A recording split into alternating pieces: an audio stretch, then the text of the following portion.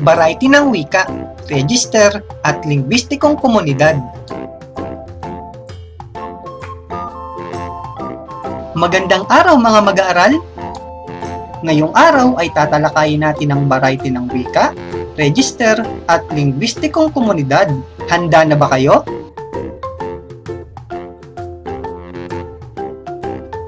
Sa paglipas ng panahon ay unti-unting yumabong ang komunikasyon ng mga Pilipino. Nahubog ang kakayahan ng mga Pilipino sa pakikipag-ugnayan gamit ang wika. Dala ng makabagong panahon, makabagong henerasyon, makabagong kagamitan at impluwensya ng mga wikang banyaga, umusbong ang maraming wika. Kaya naman, pag-uusapan natin ang variety ng wika.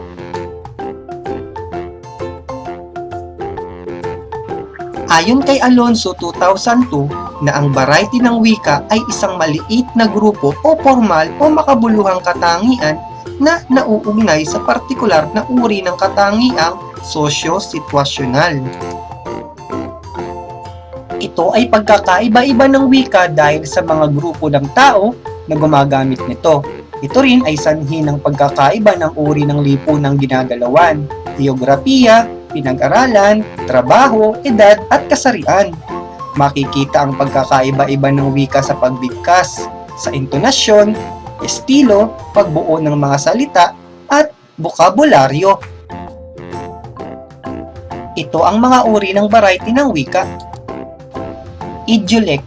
Ito ay paggamit ng wika sa sariling paraan ng isang individual. Halimbawa, si Mike Enriquez. Mga kapuso, natatandaan nyo ba yung nag-viral sa social media na sa pilitang excuse me po, Rupa May Quinto. Go, go, go! Tayo na to! Yes! Gas Abelgas. Humanda na sa misteryo at drama ng totohanang pagsisiyasat na ihatid ng inyong ABS-CBN. Scene of the Crime Operative. At si Mark Logan.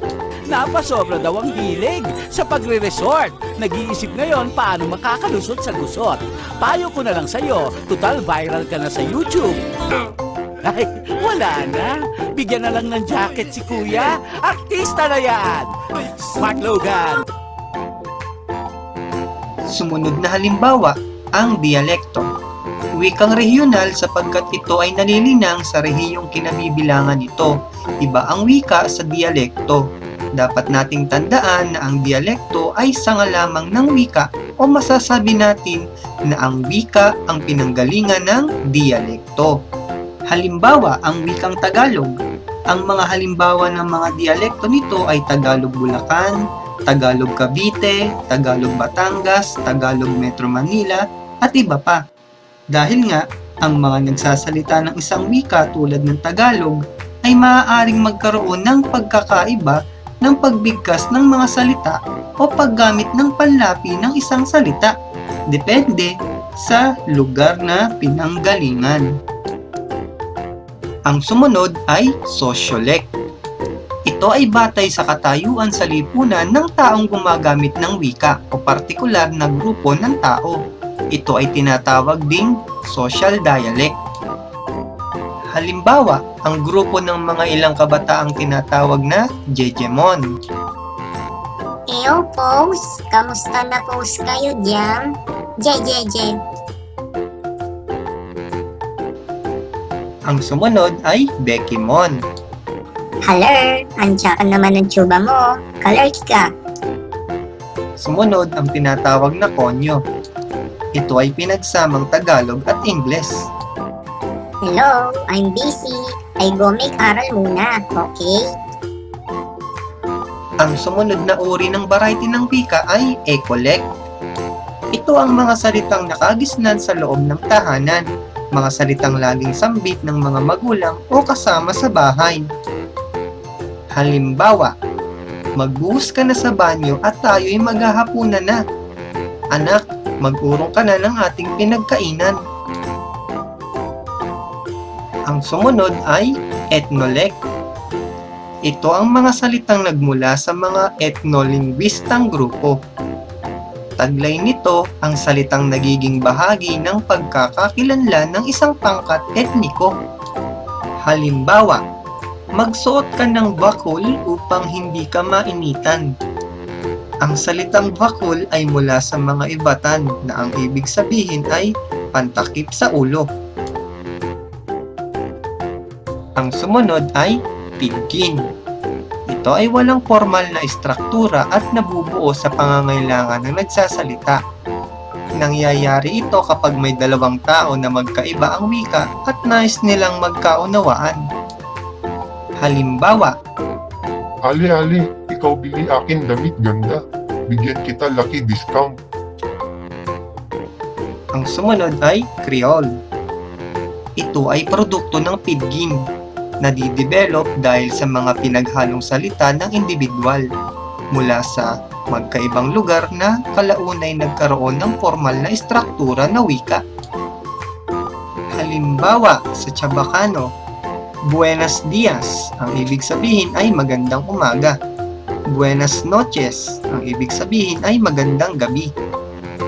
Ngunit, hindi masasabing purong Kastila dahil sa impluensya ng mga katutubong wika. Pag-usapan naman natin ang register. Ito ay espesyalisadong wika. Tumutukoy ito sa mga salitang ginagamit ng mga taong nasa espesipikong larangan. Ang halimbawa ng register ay ang salitang kapital na may kahulugang puhunan sa larangan ng pagnenegosyo at may kahulugan namang punong lungsod o kabisera sa larangan ng heograpiya. Bawat propesyon ay may register o mga espesyalisadong salitang ginagamit. Ang espesyal na katangian ng register ay ang pagbabago ng kahulugang taglay kapag ginamit sa iba't ibang larangan o disiplina. Halimbawa, ang salitang virus sa larangan ng agham at teknolohiya, ang kahulugan nito ay malware o software na nakasisira ng sistema ng computer. Sa larangan naman ng medisina, ang kahulugan nito ay maliit na organismo na nakapagdudulot ng sakit sa tao at naipapasa sa iba pang tao. Pag-usapan naman natin ang lingwistikong komunidad. Ito ang iba't ibang uri ng mga wikang ginagamit sa komunidad. Ayon sa Wikipedia, may 120 hanggang 187 ang wikang sinasalita sa Pilipinas. Ngunit may 8 pangunahing wika sa bansa: Tagalog, Cebuano, Ilocos, Hiligaynon, Bicol, Waray, Kapampangan at Pangasinense.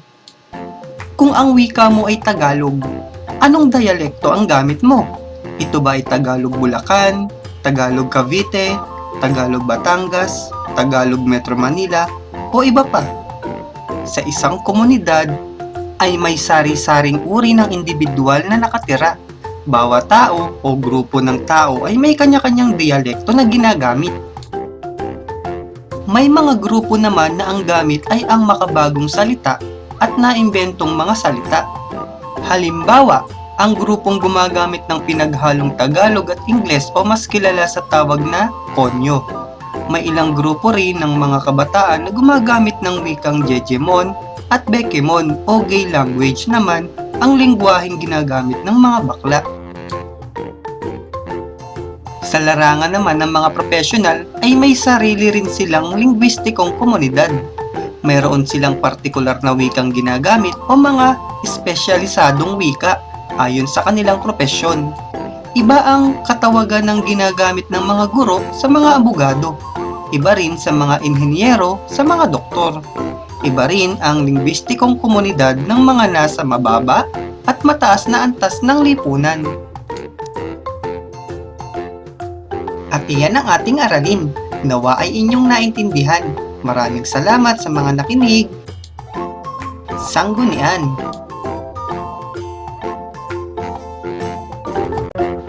Paalam! Hanggang sa muli! Oops! Huwag kalimutang mag-subscribe! Salamat!